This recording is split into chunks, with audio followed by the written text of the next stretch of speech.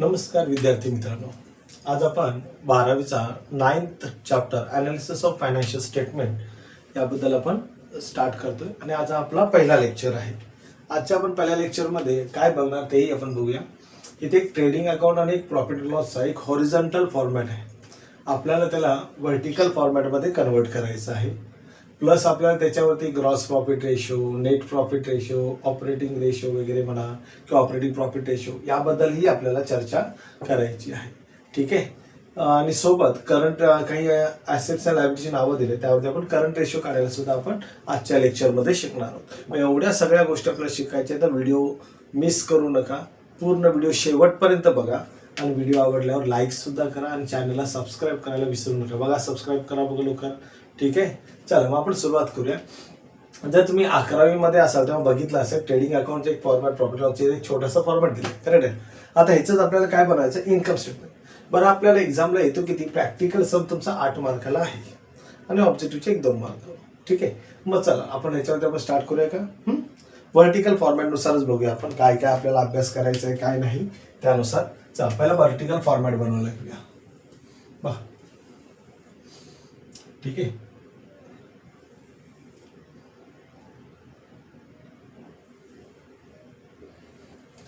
इथे लिहितो मी vertical income statement म्हणा किंवा रेव्हेन्यू स्टेटमेंट एकच आहे.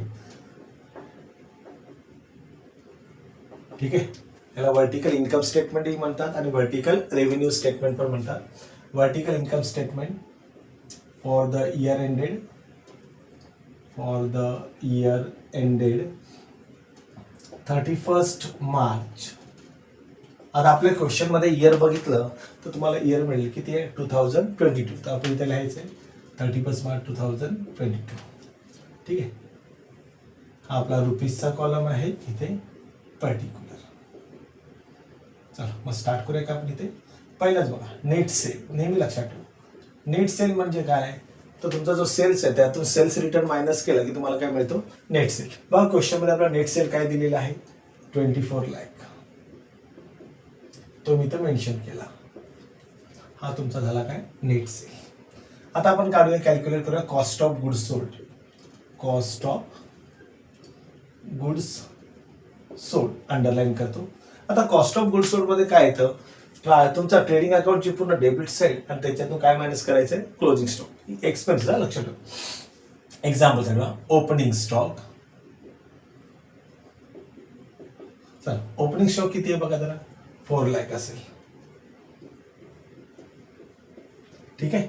परचेस ऍड करूया आपण इथे, परचेस. तसं तुम्ही बोलू शकता.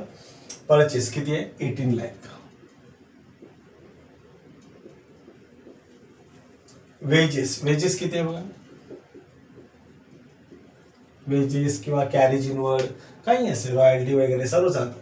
वेजेस किती आपला 1 लाख, 1 लाख. त्याच्यानंतर बघा कॅरेज काय घ्यायचं आपल्याला, कॅरेज किती आहे बघा, 50,000.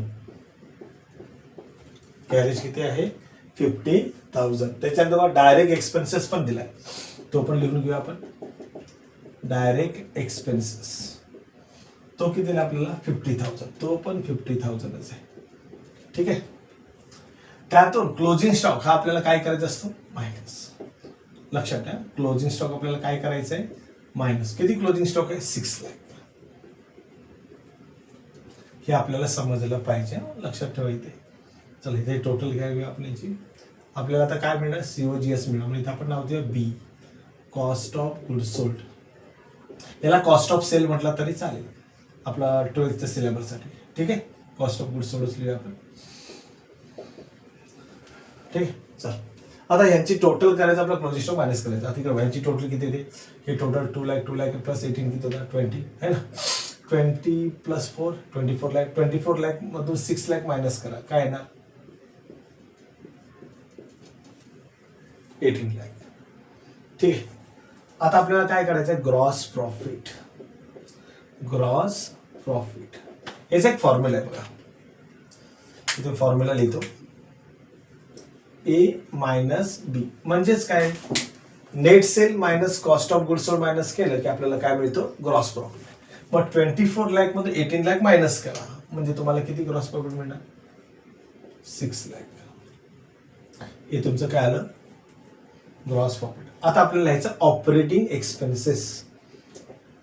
ऑपरेटिंग एक्सपेन्सेस म्हणजे बिझनेस रन करण्यासाठी जे एक्सपेन्सेस इन्कर करतो ते आपले काय झाले, ऑपरेटिंग एक्सपेन्स. आता तिथे ऑपरेटिंग एक्सपेन्सेस आपल्या क्वेश्चन मध्ये काय काय दिलेत, ऑफिस एक्सपेन्सेस आहे, सेलिंग एक्सपेन्सेस आहे आणि फायनान्स एक्सपेन्सेस आहे. आपण ते लिहून घेऊया इथे. ठीक आहे, एक एक. Office expenses. आता ऑफिस एक्सपेन्स किती दिलाय, 1 लाख. इकडे बघू शकता तुम्ही सेलिंग एक्सपेन्स किती आहे, 2 लाख. Selling expenses 2 lakh.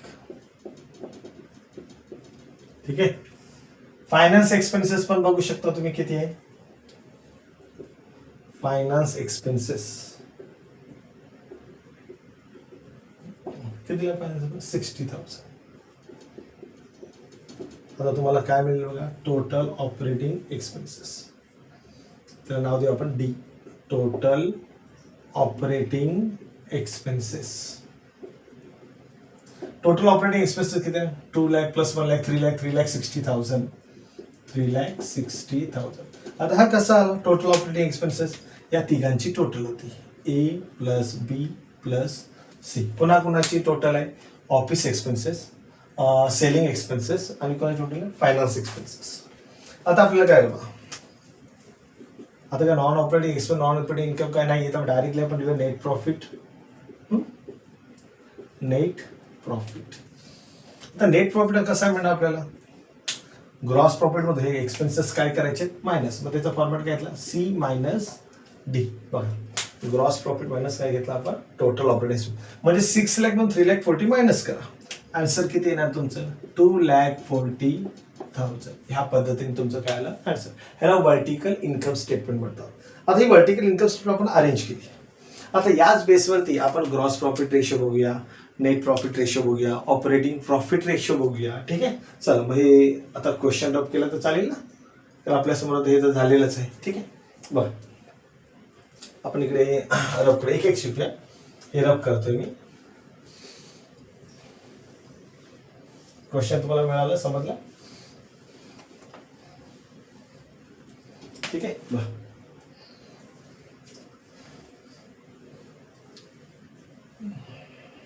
डस्टरने काय होतं, काळे काढा होता आपल्याला क्लोथच यूज करावा लागतो रब करण्यासाठी.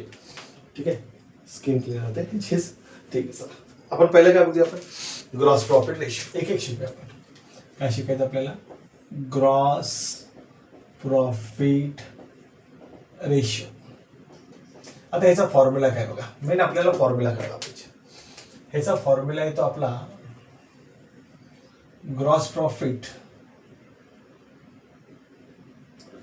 Gross profit divided by net sale multiply by 100. नेहमी लक्षात ठेवा, इथं नेट सेल घ्यायचं आहे. आपल्या क्वेश्चनमध्ये सेल्स रिटर्न दिलेला नाही, त्यामुळे काही प्रॉब्लेम नाही. पण जर सेल्स रिटर्न दिला असेल तर तो सेल्स मधून मायनस करा, मग तुम्हाला काय मिळेल, नेट सेल.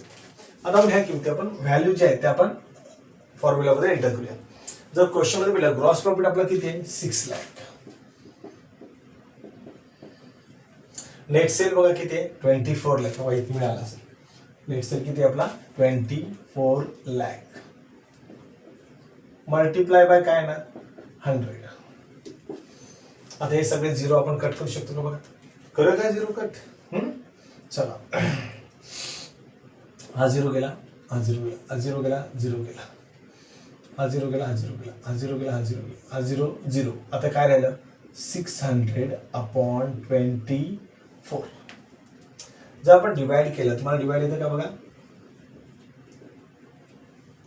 ठीक आहे, आणि जर टेबल येत तसं आपण छोटं करू शकतो. उदाहरणार्थ बघायचं तर 12च्या टेबलने पण करू शकतो. ठीक आहे, चला छोटाच टेबल करतो मी. 300/12, कारण सगळ्यांनाच टेबल पार्ट असे काय असं आहे, कारण जसे मुलं कॉमर्समध्ये येतात टेबलच विसरून जातात. मग आपण हे कसं केलं कळालं का, दोघांचं पण हाफ 2 ने डिवाइड केलं दोन्ही, कारण दोन्ही नंबर 2 ने डिवायडेबल आहेत म्हणून डायरेक्टली हाफच घेतला दोघांचा. ठीक आहे, 12 1 12, 12 2 12 24 किती उरले 6. 12च्या टेबल 60 कधी देतात 12 5 जा 60 म्हणजे आन्सर काय आलं 25%. हे आपलं फायनल आन्सर. या पद्धतीने आपण काय कॅल्क्युलेट केला ग्रॉस प्रॉफिट रेशो. क्लिअर झाला आन्सर. काय डाऊट आहे याच्यामध्ये नाही ना. आता आपण बघूया नेट प्रॉफिट रेशो. ठीक आहे हे रब करू मी बघा. आता आपल्याला शिकायचं आहे नेट प्रॉफिट रेशो.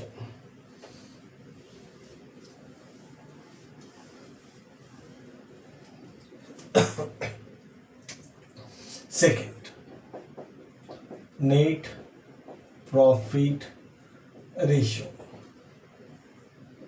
आता नेट प्रॉफिट रेशोचा फॉर्म्युला बघा काय आहे.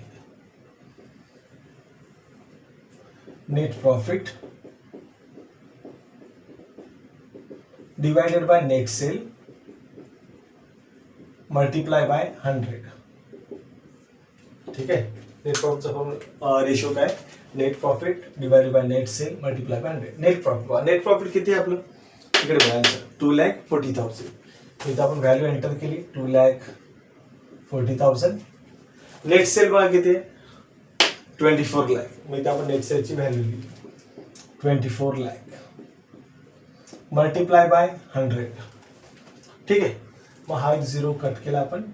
हा 0 कट केला 0 कट केला 0 कट केला 0 0 0 0 0 0. काय झालं बघा 240 डिवाइड बाय 24. 24 1 जा 24 आणि हा 0 म्हणजे किती पर्सेंट आलं 10%. काय आलं आपलं नेट प्रॉफिट रेशो. अशा पद्धतीने तुम्ही कॅल्क्युलेशन करू शकता. काय डाऊट वाटला तर बघा नाही ना. नेट प्रॉफिट रेशोचा फॉर्म्युला काय net profit divided by net sale. चला आता पुढचं बघूया आपण ऑपरेटिंग रेशो. एक एक शिकूया आपण. ठीक आहे आता एक शॉर्टकट सांगतो.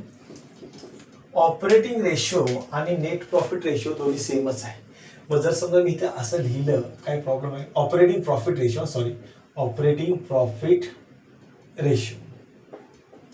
पण इथं हा ऑपरेटिंग प्रॉफिटच आपण नेट प्रॉफिट का घेतला कारण त्याच्यात नॉन ऑपरेटिंग एक्सपेन्सेस किंवा नॉन ऑपरेटिंग इन्कम नाही. ओके जर ते असतं तर आपण मायनस करून घेतलं असतं. त्यामुळे आपला काय जो नेट प्रॉफिट आहे तोच तुमचा काय झाला ऑपरेटिंग प्रॉफिट झाला. ठीक आहे मग इथं फक्त एवढाच चेंज होतो. हा जो फॉर्म्युला आहे इथं तुमचं काय ना ऑपरेटिंग प्रॉफिट आणि ऑपरेटिंग प्रॉफिट तुमचा तोच आहे जो तुमचा नेट प्रॉफिट आहे. मग शेवटी आन्सर काय तेच येणार आहे. त्यामुळे हे मी आता सॉल्व्ह करणार नाहीये. हे फक्त तुमच्यासाठीच राहील. ठीक आहे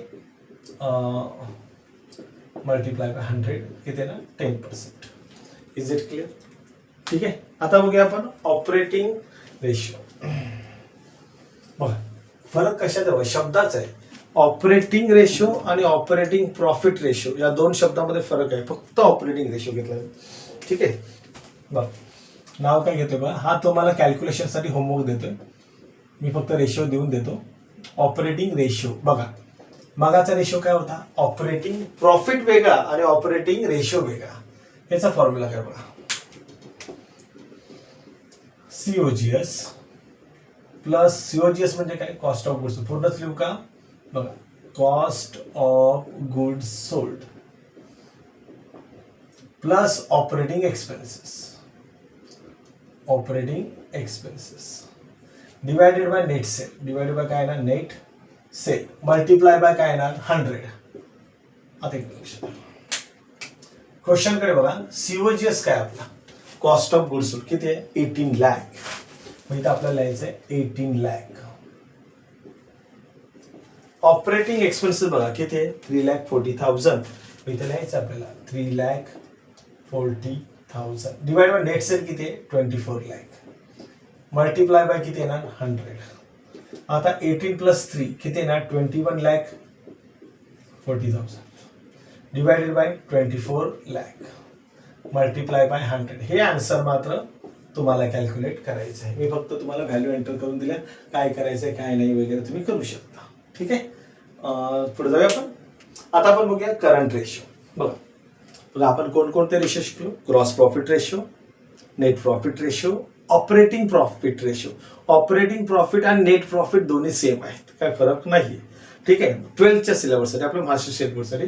आणि आता आपण अजून एक फॉर्म्युला कुठला बघितला याच्यात, ऑपरेटिंग रेशो. ऑपरेटिंग रेशो म्हणजे काय, cost of goods plus operating expense. दोघांमध्ये फरक आहे, ऑपरेटिंग रेशो वेगळा आणि ऑपरेटिंग प्रॉफिट रेशो वेगळा.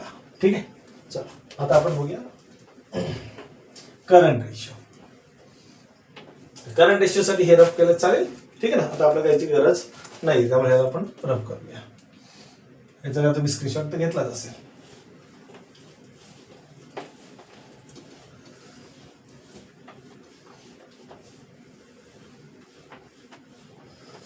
लक्ष द्या, करंट रेशो. त्यासाठी आपण आधी करंट ऍसेट काढूया. Current assets. आता करंट ऍसेट्स मध्ये काय काय येतं ते बघूया आपण. याची नाव बघूया, कुठली कुठली नावे बघायचे करंट ऍसेट्स मध्ये. लक्ष द्या तुम्ही व्यवस्थित. डेटर आहे, स्टॉक आहे आणि लूज टूल आहे. ठीक आहे, हे नावं लिहूया आपण. डेटर, स्टॉक, लूज टूल. ठीक आहे. डेटरची व्हॅल्यू किती आहे बघा जरा. डेटरची व्हॅल्यू बघा इकडे 1,20,000 घेतले आपण. स्टॉक 60,000 आहे, लूज टूल 20,000 आहे. डेटरची व्हॅल्यू 1,20,000 आहे, बरोबर आहे. स्टॉक किती 60,000 आहे आणि लूज टूल किती आहे 20,000 आहे. हे आपण आपल्या समसाठी घेतलेले आहेत, काही कॅल्क्युलेशनसाठी.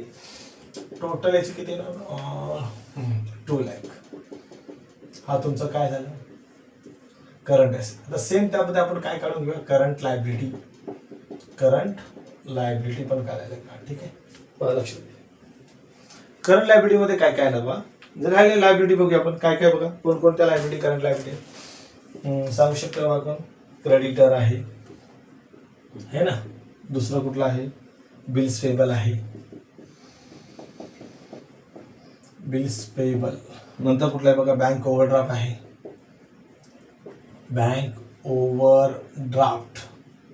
ठीक आहे, मिळालं का बघा. आता क्रेडिटरची व्हॅल्यू किती आहे बघा. क्रेडिटर कुठे गेला, हा 60,000, 60,000. क्रेडिटरची व्हॅल्यू किती घेतली 60,000. बिल्स पेबल मग किती घेतलं, बिल्स पेबल 40,000. आणि बँक ओव्हरड्राफ्ट बघा इथे किती दिलंय 20,000.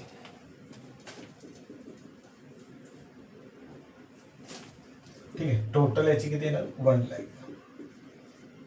आपल्याला करंट ऍसेट करंट लायबिलिटी मिळाले. आता आपण करंट रेशो काढायला घेऊया. Current ratio. Current ratio. ठीक आहे, याचा फॉर्म्युला बघा काय. Current asset, current assets divided by current liability.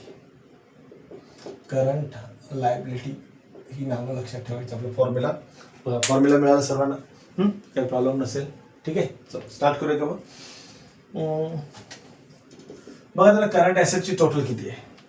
इथं मल्टिप्लाय बाय 100 नाही आहे, हा रेशो आहे पण मल्टिप्लाय बाय 100 नाही आहे, लक्षात ठेवा.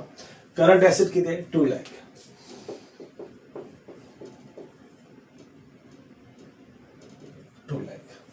करंट लायबिलिटी बघा किती 1 लाख. बरोबर आहे का बघा व्यवस्थित. काय प्रॉब्लेम म्हटलं तर लक्ष द्यायचं. ठीक आहे, 1 लाख बरोबर ना. 60-40 नाही रॉंग झालं. इथं आपलं 1,20,000 आहे, इथं 1,20,000 आहे. आपण 1 लाख कसं काय लिहिलं. ठीक आहे, आता ही टोटल बरोबर 1,20,000 आहे. ठीक आहे, चल बाय मिस्टेक घेतलेलं होतं आपण. आता हे सगळे जर 0 कट केले, राहिलं काय 20/12. लगेच 12 ने डिवाइड करायला जायचं नाही, फक्त बघायचं 12 आणि 20 कोणत्या टेबलमध्ये येतात. जास्त 2च्या किंवा 4चा बघा. 4 5 20 आणि 4 3 12. रेशो काय आला मग इथे लिहायचं. करंट रेशो 5:3 अशा पद्धतीने